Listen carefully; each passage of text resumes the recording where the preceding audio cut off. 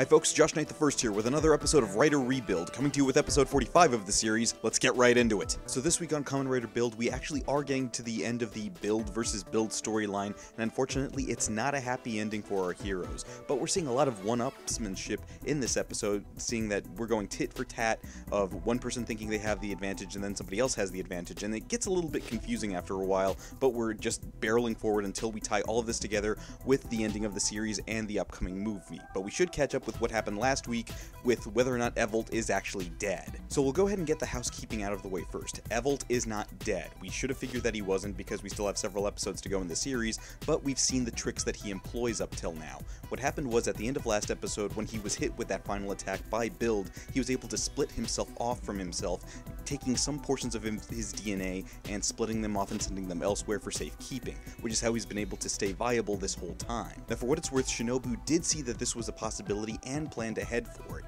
It seems that during this whole time that he's been under Evol's foot, about 10 years or so, he's actually been planning his uprising, planning his revenge against him, knowing that ever since the Skywall incident happened, this would be the only way to do it, would be to play the long game and eventually get underneath him, and then figure when he was least expecting it, that's when he would strike. And this was the moment he was waiting for, of course waiting for his son to eventually catch on to what he was trying to do. Now as Shinobu fills in the rest of the build crew with his plan, explaining that this is how he had to do it, and that he's trying to hold on to the Evol driver in cold storage to make sure that he can't fully reform himself, he's actually having to inform them while at the same time ask his son for forgiveness, and admittedly that's a lot to ask for. Now at this point, Sento as a person has gone through a lot, and that's putting it mildly, but at this point this is actually something that we're wondering whether or not he can do. We know that Sento himself represents the hopeful nature of a person, and Katsuragi not so much, but here we see that Sento is still having a hard time forgiving his father, especially for having this charade going on for a full 10 years. Now to his credit, Shinobu isn't asking for forgiveness without negating everything he's done. He admits that he's done some horrible things to get to this point where he could eventually help out humanity. Now the other thing we see that he was planning on was this idea of the black panel that Evol's been trying to build towards for the last several episodes. What we find that is that Shinobu actually figured out what the black panel was for, that apparently it will give the user the ability to achieve warp speed and travel to other planets. Now this fits into Evol's overall MO. Well, apparently the way this works for Evol as a species, or as an alien, however you want to look at him, is that he goes to different planets, destroys them, and then absorbs their energy and then moves on to the next one. So in that sense, he's almost like the character Galactus from Marvel Comics, where he's just moving from planet to planet, destroying things, taking their resources, and in this case that would almost make Ryuga his Silver Surfer. Now what Shinobu was able to figure out was that if he's able to do this faster than normal, then he'll amass power faster, and he couldn't let that happen, which is why everything happened here throughout the series. The development of the build system, lying to him, and then still getting everything to work out in humanity's favor.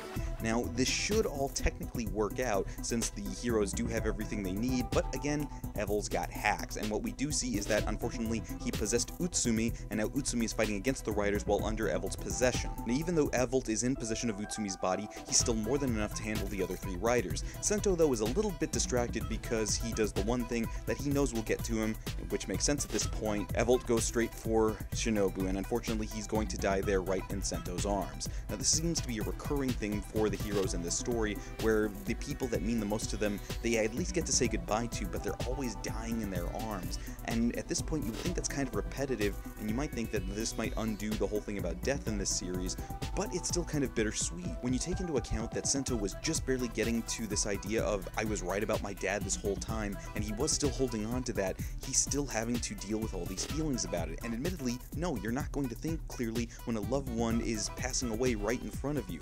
That's a very real thing, and Sento's not thinking straight. I mean, why would he? As such, that's actually going to play a large part into the episode, the idea of the motivation of what you do when you're dealing with the loss of somebody.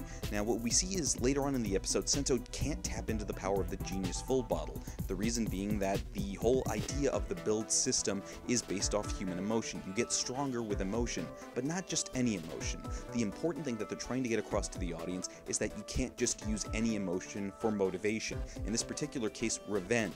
Sento can't use revenge and still say he's an ally of justice. Once he comes to this realization, then he realizes that's the motivation for Build. That's what makes him a hero of justice, is that he's not motivated by those lesser things or those things that could really destroy. He's here to create. He's here to literally build. Now, in order to build this future that his father wanted for him and for humanity, he has to actually figure out the riddle that his father left behind for him. He's tasked him with discovering this new white panel that could counteract the black panel. Now, Shinobu was smart enough to not let Evol know about the existence of the white panel, but he makes sure to tell Sento before he passes away that this panel can be achieved or activated by use of the hazard trigger. Now, this does lead to another dialogue, and I really do appreciate the way these dialogues are filmed between the two halves of Sento, between Katsuragi and Sento, trying to figure out whether or not this is actually a viable option. Now, for what it's worth, Sento still does want to believe in his dad, and he's still reeling from the death of his dad. It's just been a few hours at best. But the Takumi part of him doesn't want to believe in people at all, least of all his dad. He's still hurt over the fact that he lied to him over several years and can't really mourn him right now because he's too mad to do so. In real life, you may have people you know, friends, family members, who have two sides of them, and you're trying to reconcile who they are as a person. So in this case for Sento, he's having to reconcile just what kind of a person his dad actually was when you put all of him together. Now, while Sento's still trying to figure this out and get to the point that we need him to get to, Evol is done waiting. At this point, he realizes he's only one bottle away from achieving everything he needs for the black panel, and that bottle is in the possession of the Build crew. So he devises a plan which was actually pretty ingenious. During the initial fight where he does kill Shinobu, we see that Evol split himself off again, although we don't notice it right away. We see that he actually managed to possess Kazumi and used him as a sleeper agent to get the bottle away from everybody else. Once he had everybody distracted, he could achieve all the pieces that he needed and access this new monstrous form. Now, as far as the look of the new monstrous form for Evol, I'm not sure how I feel about it. It looks almost Guyver-esque in the way that it's got the big protruding head and kind of the fin down the middle, but all the same, it does look like he's the actual monster we've been making him out to be. Now, as a demonstration of his power, he does whip around Rogue, Grease, and Cross like it's nothing, but Build he actually really wants to punish. So in order to display this newfound power, he actually teleports to a completely different planet, which I'm kind of wondering about because it looks like Gaim's planet, you know, the one that he went to at the end of the series, sorry about the spoiler, and he just destroys it and makes Sento watch. Now, as you'll recall, Evol at this point is experiencing human emotions, and he is taking a lot of joy in making Sento feel pain.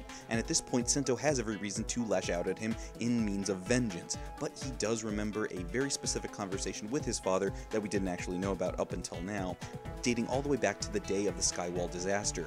We actually see that in an off conversation between him as Takumi and his father, they jokingly talk about what would happen if they were to deal with an extraterrestrial invasion, and his father jokingly tells him, if that happens, will you help your old man defend the Earth? Now, not thinking much of it, Takumi does say yes, and then the story proceeds forward as we know it did.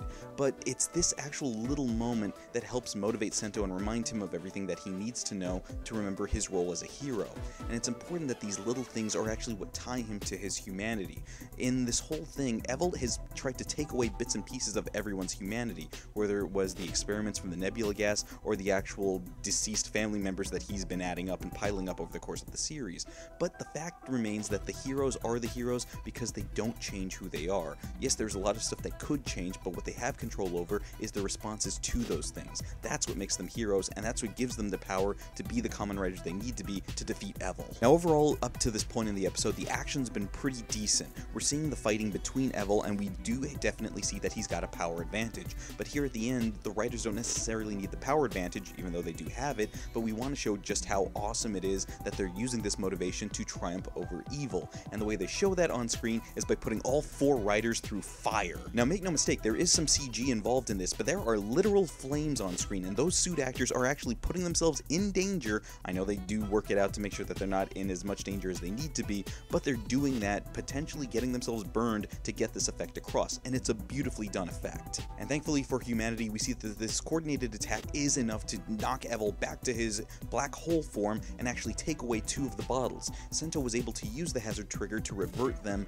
and turn them back into normal bottles, one of them which is now possessed by Kazumi, and this makes sense because it's the castle bottle that belonged to one of the Hokuto trio. As we round out the episode, we see that we're actually tying things more in the background to the movie, which actually has a lot to do with the plot at the beginning of the series, namely that the 3 prefects that we see that are now in charge of the 3 different sections of Japan are actually the 3 other astronauts that were there on the mission to Mars to begin with. Now it seems that Utsumi has completely understood what exactly Evol is getting at, but Evol threatens him to not spill the beans, at least not yet. All these plot points will lead up into next week's episode when we see that the final battle will begin, and we see that we're finally getting a power-up for Greece, but cutting it a little too close to the end of the series for my taste. So overall in the episode, we see that we're getting a lot of motivation for our heroes, that they're fighting against Evol, Evol being basically the definition of evil here, trying to poke and prod at them and turn them into lesser beings, subject to him and him alone. But we see that the writers are rising above that and showing that they are the heroes that they need to be and can be looked up to. Now I do appreciate that we're getting all these little plot points that tie into the movie directly. As I've said before, I do appreciate it when the movie is canon to the series and not some sort of alternate reality setting. Now as far as how death is treated in this episode, again it's very somber. I do appreciate again the lack of music there when Sento is thinking about his dad at the end of the episode. It's knowing to do those little things that make the episode more powerful than it can be. But those of course are my thoughts on the episode. I want to hear what you guys thought in the comments below, so let's go ahead and talk about a few things. First off, Shinobu.